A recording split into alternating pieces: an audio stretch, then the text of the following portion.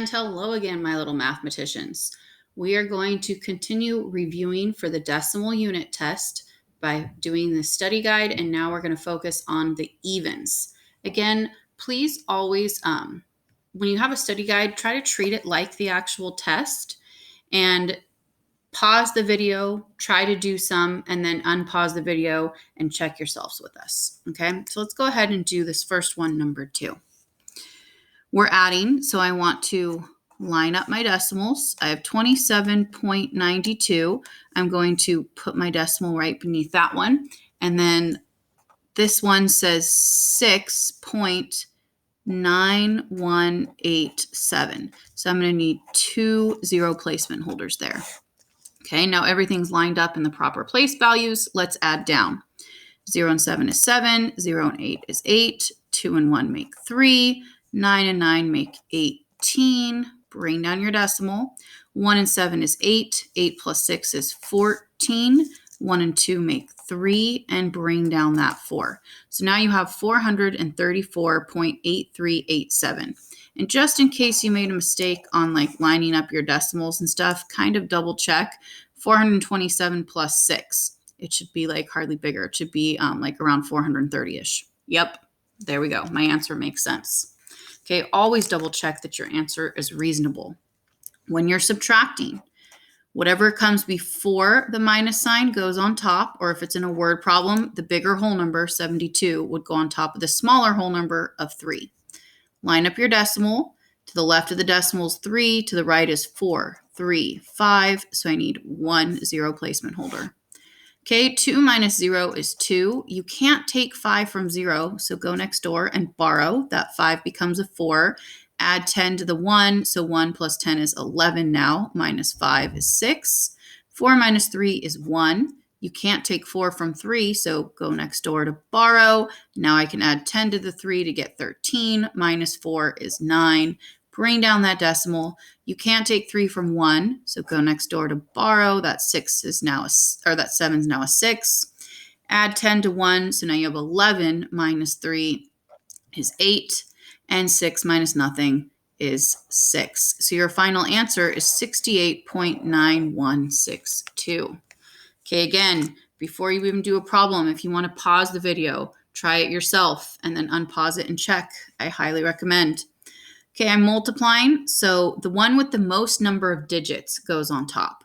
This has 1, 2, 3, 4 digits, and this has 1, 2 digits. So the 4-digit thing goes on top. When you're multiplying, you don't have to line up your decimal. It just so happens that these are, but you don't have to. Okay, now I multiply this 3 times this, then times this, times this, times this, then move on to the 1 times 2 times 7 times 1 times 8. Okay, 3 times 2 is 6. 3 times 7 is 21. 3 times 1 is 3 plus 2 is 5. 3 times 8 is 24. I used up the 3, so now I'm going to move on to the 1, which if there weren't decimals, it would be in the tens place. So I need to put a 0 placement holder so that I move on to like this one in the tens place. Now 1 times 2 is 2. 1 times 7 is 7. 1 times 1 is 1. And 1 times 8 is 8. Okay, go ahead and add down. Make sure your numbers are nice and lined up. If you need to, you can draw like lines to keep the column straight.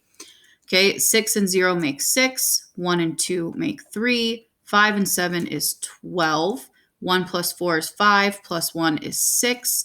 And 2 plus 8 is 10. Okay, you multiply like normal, and then you take the decimals into account at the very, very end. So there's one number after the decimal here, one number after the decimal there, for a total of 2 numbers after the decimal in my answer. So 1, 2 puts it right there. My final answer is 1062.36, or 36 hundredths. Okay, let's go ahead and do this last one, the division. Whatever comes first goes inside the house. Whatever comes second goes outside the house. You can't divide by a decimal, so move it twice in the divisor to get it gone, which means we move it twice in the dividend as well. So 8 now goes into 746. Can 8 go into 7? Nope. But can it go into 74? It sure can. 9 times. Because 9 times 8 is 72. When you subtract that, you get 2. Always double check your remainder is less than what you divided by. If it is, you can bring down the next number. 8 goes into 26 3 times because 8 times 3 is 24. When you subtract that, you get 2. In the past, we would say 93 and 2 eighths and reduce that. But now we can find out exactly what it is with a decimal by just adding a decimal and a 0 and bring that 0 down. We can do this because 746 is the same thing as 746.0. We didn't really change the value of anything, right? So I'm just going to bring that 0 down. 8 goes into 20 2 times because 8 times 2 is 16. When you subtract that, you get 4. I can bring down as many zeros as I want. So let's bring down another one.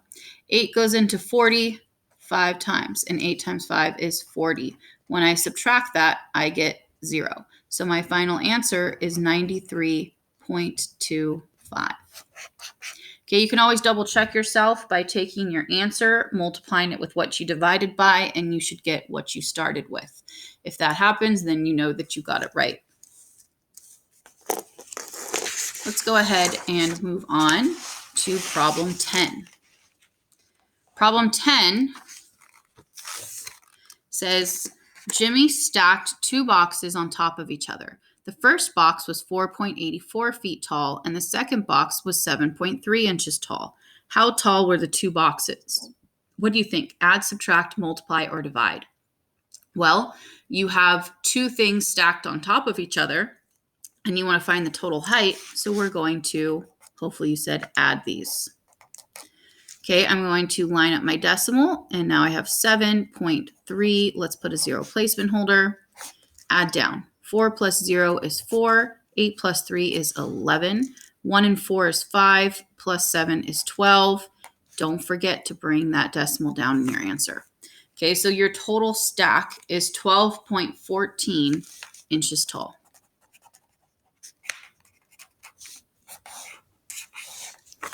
All right, for my next one, it says a scale model of a tower was 2.53 feet tall. The actual tower is 42.1 times larger than the scale model. How tall is the actual tower? Hopefully that one you knew that you should multiply because here's your original and then this many times larger. Okay, so I'm going to take 2.53 and multiply it with 42.1. Okay, again, when you're multiplying, you don't need to line up your decimals. There's 2 numbers after the decimal here, 1 number after the decimal there, for a total of 3 numbers needed after the decimal in your answer. Okay, and then you just multiply like normal, and I can ignore the decimals. So let's go ahead and right here, you have 1 times 3 is 3. 1 times 5 is 5. 1 times 2 is 2. Now that 1 is all used up, so let's move on to the number in the tens place, if that decimal wasn't there. Okay, so put a 0 placement holder, so now you're in the tens place, and then you multiply this times everything up above. 2 times 3 is 6. 2 times 5 is 10. 2 times 2 is 4, plus 1 is 5. Now that one's all used up. Now we're moving on to the number in the hundredths place. So I'm going to do 2 0 placement holders, so I start in the hundredths place. And then again, multiply like normal. 4 times 3, 4 times 5, 4 times 2. 4 times 3 is 12. 4 times 5 is 20, plus 1 is 21. 4 times 2 is 8, plus 2 is 10. And then add down, you have 3. 5 and 6 make 11. 1 and 2 is 3. 3 plus 2 is 5. 5 and 1 is 6. 0 and 1. We needed 3 numbers after the decimal, so 1, 2, 3 means it is 106.513 feet tall.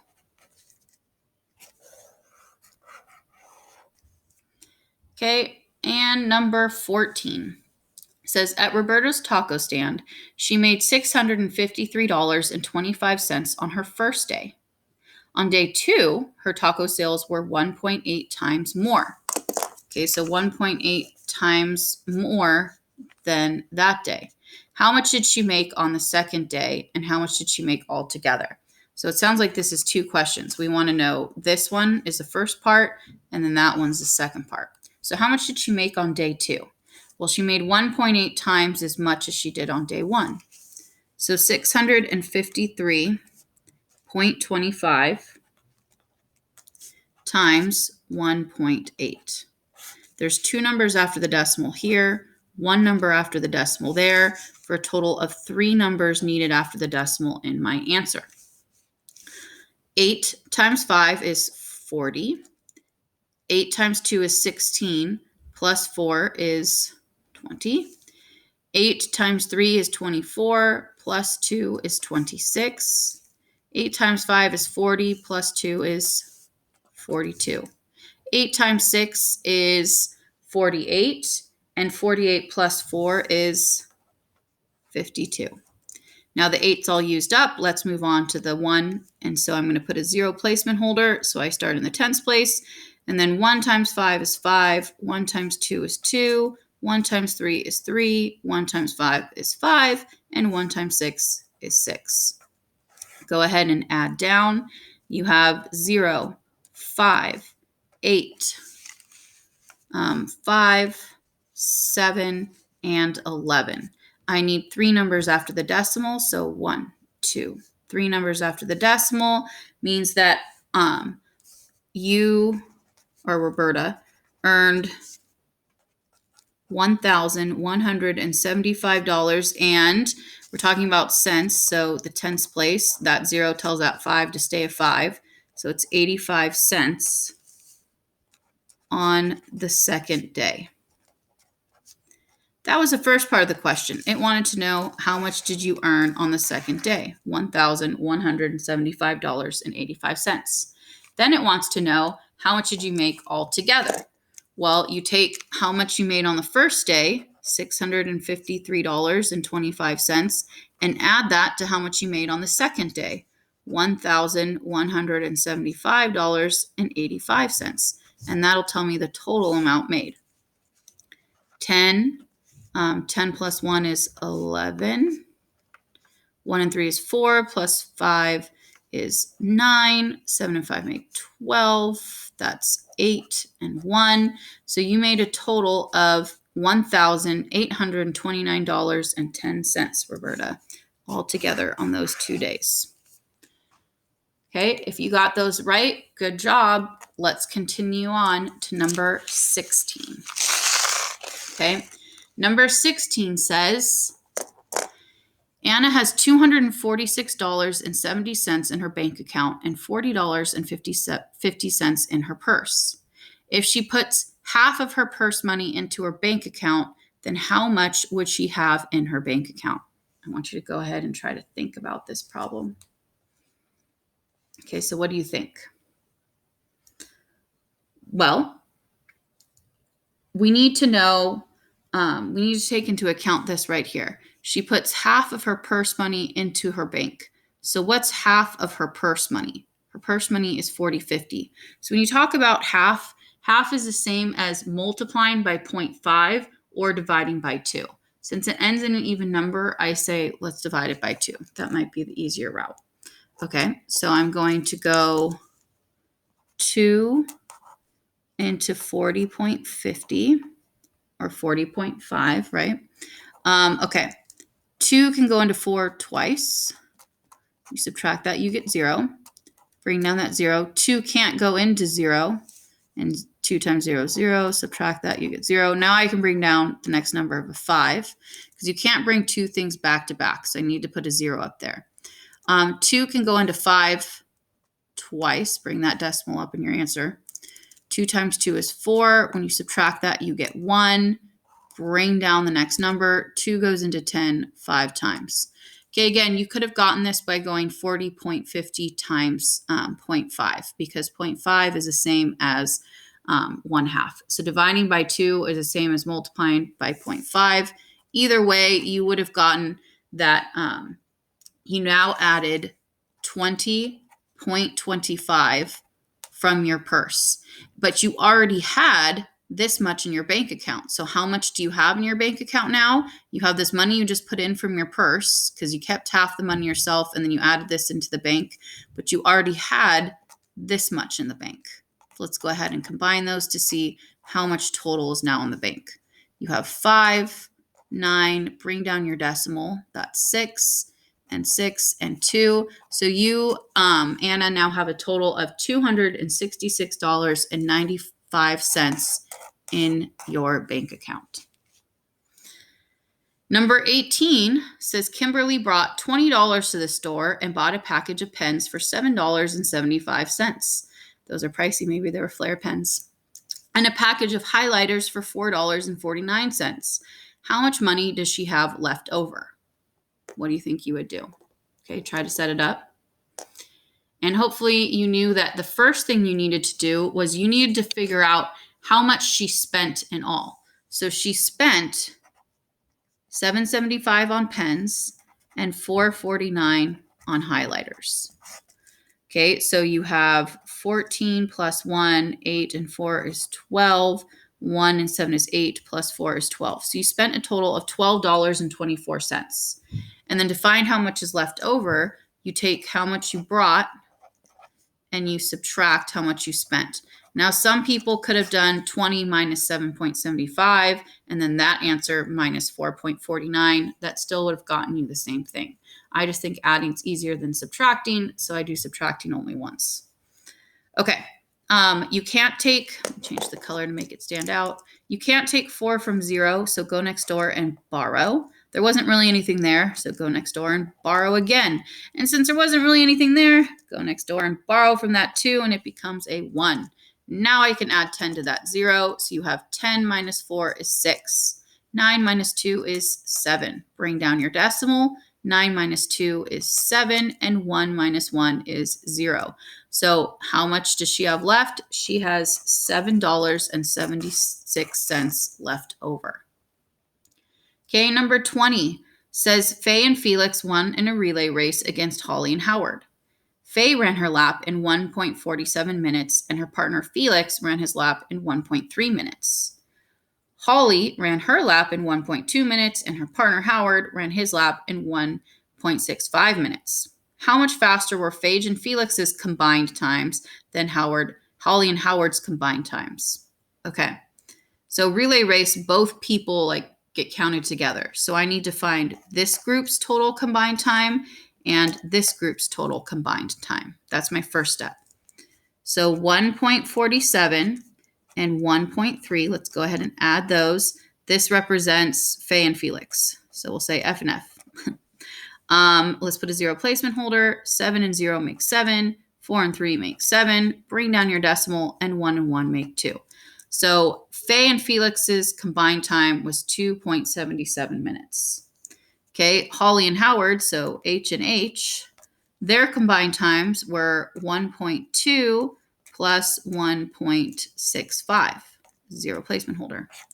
0 and 5 make 5. 2 and 6 make 8.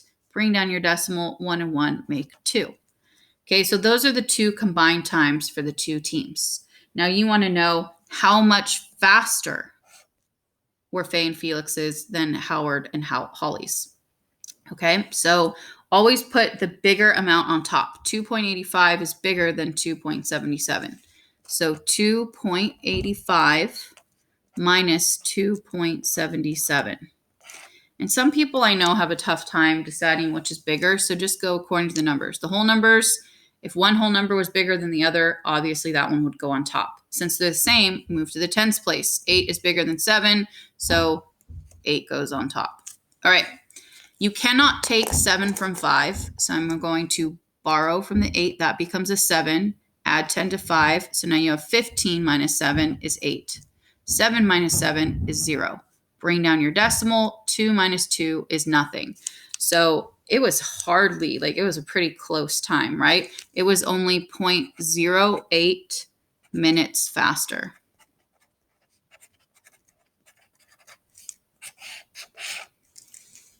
All right, last question for our study guide. Ready? Go ahead and turn the page. And we're going to do number 22. It says, a marathon runner was running at a rate of 9.3 miles per hour.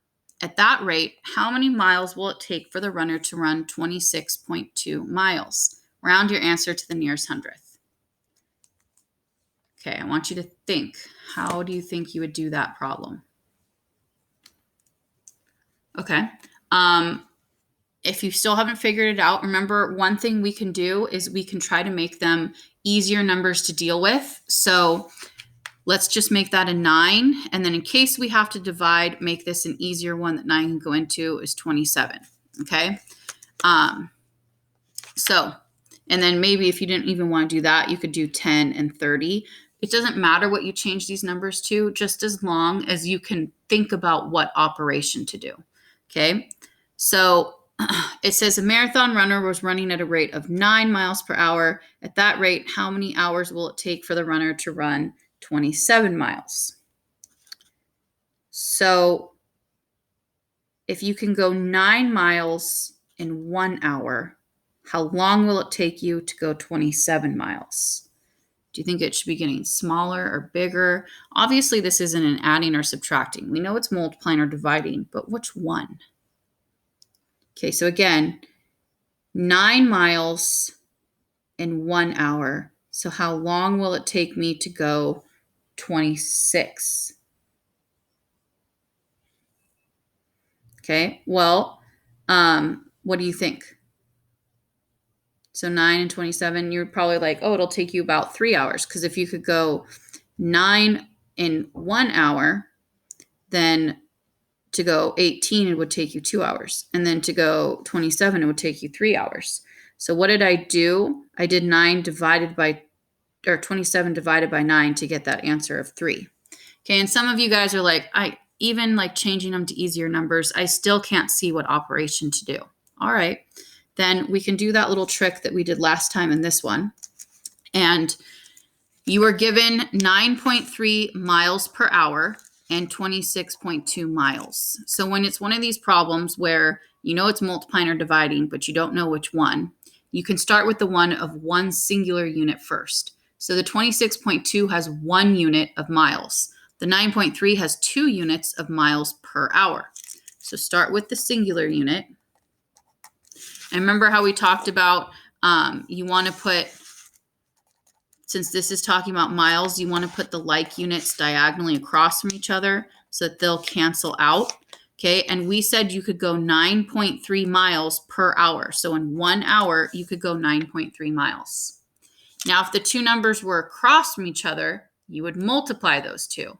But if one's on top and one's on the bottom, you're doing 26.2 divided by 9.3, right? And the miles cancel. I'm left with the unit of hours, which is what I wanted because we said how long or how many hours will it take for the runner to run this far. Okay, so top divided by the bottom. You can't divide with a decimal, so move the decimal over 1 in the divisor and move it over 1 in the dividend as well. Now you have 93 into 262. 93 cannot go into 2. It cannot go into 26, but it can go into 262. I don't know about you, but I don't know my 93 times tables, so I'm just going to focus on the 9. How many times does 9 go into 26? What do you think? Well, 9 times 3 is 27. That's too big. So 9 times 2 is 18. Let's try 93 times 2 and see if that'll work. If not, then you just go 93 times 1. But 186 is less than this, so I can do 93 times 2. When you go to subtract, you can't take 6 from 2, so borrow. That becomes a 5. And 12 minus 6 is 6. You can't take 8 from 5, so borrow. That becomes 15 minus 8 is 7. Now, instead of putting 76 over 93, we want to find the exact decimal amount. So I'm going to add a decimal and a 0 because 262.0 is the same thing as 262. Now I can bring that 0 down and do 93 into 760. Well, how many times does 9 go into 76? 9's too big. 9 times 8 is 72. So let's try 93 times 8. Let's see if that works. Okay, 72 plus 2 is 74. Yay, it works. When I did 93 times 8. You can't take 4 from 0, so borrow. And 10 minus 4 is 6. 5 minus 4 is 1. 7 minus 7 is 0. That's less than what we divided by, so we're good to bring down another 0. 93 into 160. Well, 9 times 2 is 18. That's too big, so we can only do 9 times 1, or 93 times 1. When you subtract, you can't take 3 from 0, so borrow. And 10 minus 3 is 7. You can't take 9 from 5, so borrow again. 15 minus 9 is 6. Okay, that's less than what I divided by, so let's bring down another number. Okay, 9 goes into 67. How many times do you think? 9 times 8 is 72, so that's too big. Times 7 is 63. Let's try 93 times 7. Okay, that's 21. 63 plus 2 is 65. All right, it works when I did 93 times 7. You can't take 1 from 0, so borrow. 10 minus 1 is 9. 6 minus 5 is 1. 6 minus 6 is nothing. That's less than what I divided by. So you could bring down another 0, and you could keep going and going. But we said round to the nearest hundredth, which is how many numbers after the decimal? That is 2 numbers after the decimal. So I only needed to go one place further than that to then see where I round to. If the number behind the one you're focusing on is 4 or below, this will stay a 1. If the number behind it is 5 or below, it would round this one up to a 2. This is 7, which falls into the 5 or above category, so that 1 is going to become a 2. So it's now 2.82, not 2.81, but 2.82. And what was my unit? The miles canceled, were left in hours, which is good because it said how many hours will it take? 2.82 hours. Congratulations, my little mathematicians. This was some difficult stuff. You've now mastered all the operations of decimals. So proud of you.